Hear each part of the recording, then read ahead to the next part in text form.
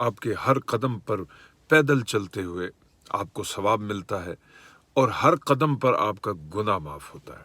یہ کون سی عبادت ہے جس کے متعلق ہمارے پیارے آقا حضرت محمد مصطفیٰ صلی اللہ علیہ وآلہ وسلم نے بیان فرمایا۔ حضور علیہ السلام نے ارشاد فرمایا کہ جو شخص اپنے گھر سے فرض نماز کی ادائیگی کے لیے مسجد کی جانب روانہ ہوتا ہے تو اس کے ہر قدم پر اسے ایک نیکی ملتی ہے اور اگلے قدم پر اس کا گناہ معاف ہوتا ہے۔ دوسری روایت کے الفاظ یہ ہیں کہ اس کے ایک قدم پر اس کے گناہ مٹتے ہیں اور اگلے قدم پر اس کے درجے بلند ہوتے ہیں۔